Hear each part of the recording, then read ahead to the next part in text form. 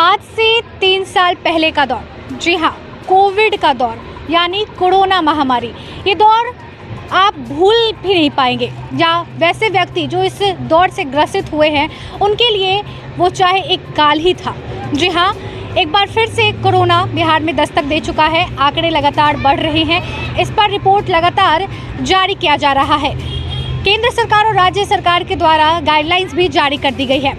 चलिए, ये तो बात हो गई खबर की। अब बात करते हैं वैसे वॉरियर्स की जो कोरोना काल में एक नई पहल और एक नई कहानी और एक नई दास्तां लिखे हैं। हमारे साथ कुछ वॉरियर हैं और उनके कुछ संचालन जो इस मुकाम पर उन लोगों को पहुंचाए हैं।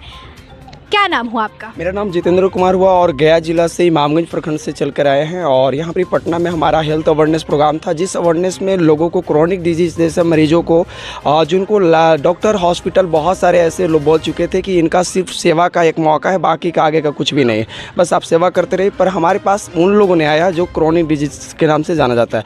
पर थैंक गॉड ऊपर वाला का कि ये मौका हम लोगों के साथ मिला और उनका ट्रीटमेंट एक सप्लीमेंट के माध्यम से, जो पोषक आहार के रूप होता है, जो खाने की आवश्यकता हर दिन हर लोगों का है, पर उन चीज़ों को देने की वजह से धीरे धीरे उनकी बॉडी में इम्प्रूव होने लगा और धीरे धीरे जो रिकवर आया, उन लोग हमारे साथ में अभी लगभग 85 लोग यहाँ पर है और प्लस 70 लोग और भी ट्रेन का सफ़र किए। टोटल अभी 165 लोगों का हमारा पास यहाँ पर थे। और टोटल हमारी जो अभी रविंद्र भवन में प्रोग्राम जो हो रहा था उसमें 1200 का कैपेसिटी था और 1200 लोग हम लोग हाउसफुल प्रोग्राम किए। कई जगह पर हम लोग पैसे कमाकर अपनी मैट्रिक किए और इंटर किए।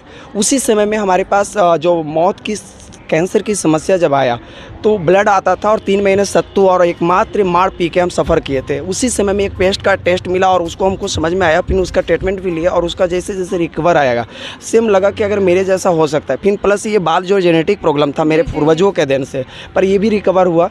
ऐसे मेरे भाई का 11,000 करंट लगा, इसी से रिकवर किए। ऐसे धीरे धीरे फैलता गया और आज यहाँ पर जो है जिनके 8 साल, हाँ धीरे धीरे आज मेरे ऐसे भी महिला हैं जिनको ऑलरेडी आशा का काम करते हैं और उनका बच्चा 8 साल का पैर पर कभी नहीं चल पाया और अभी यहाँ पर हैं संगीता सिन्हा, जिन्होंने उनकी बच्चा कंप्लीट हुआ। तो धीरे धीरे हम लोगों को यह चीज़ समझ में आया कि एक ऐसा यह हर्बल प्रोडक्ट जो किसी के लिए जान बचा सकता है, किसी के लिए जान बचा सकता है, तो फिर आगे फैलाने में क्या जाता है। किसके सहयोग से ये गठित किया गया है? ये सहयोग हमारी डायरेक्टर रवि जोशी, दिनेश नेगी, राजीव गुप्ता, ये हमारे ऑलरेडी दिल्ली से है।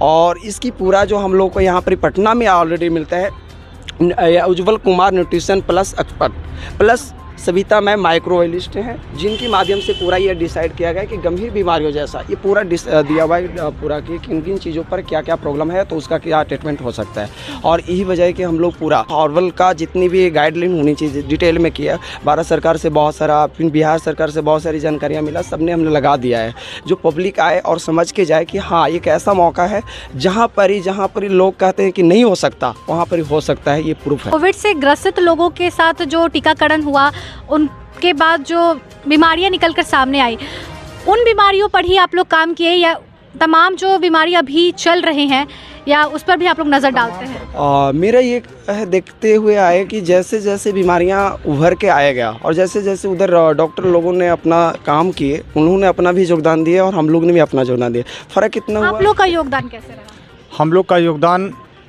यहाँ हम लोग भी किसी न किसी तरह से परेशानी में थे, परेशानी झेल रहे थे।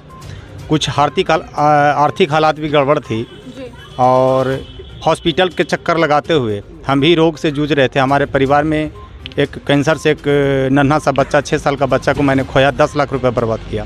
उसके बाद अपनी पत्नी को भी मैंने खोया। उसके बाद आर्थिक रूप से मैंने इकोनॉमिक रूप से एकदम टूट चुका था। मेरा रोज़गार भी समाप्त हो चुका था, कहीं का नहीं था मैं।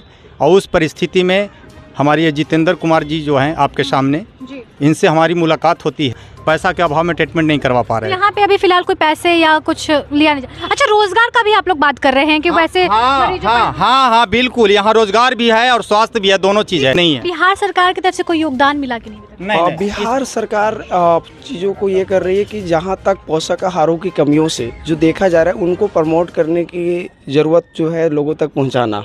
अब जो चीज़ पहुँच पाएगा वही चीज़ तो वो इस्तेमाल कर पाएंगे, अगर पहुंच नहीं पा रहा है तो कहीं ना कहीं तो अधूरा है।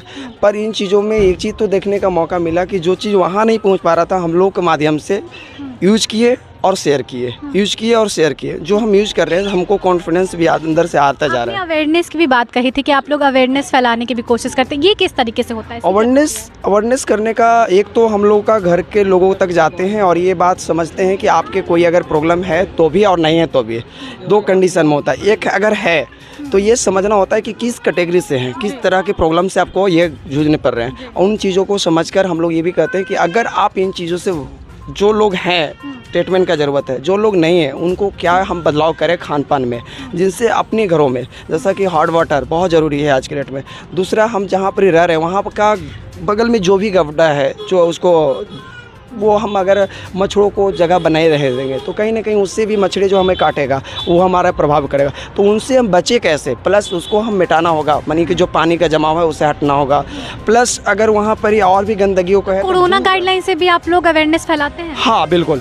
कोरोना में ये हम लोग का उससे समझ में आया कि अगर जिन चीज़ों को हम प्राकृतिक तरीके से छोड़ते आए उतना हम चीज़ों को आज भोगने का मौका मिला है।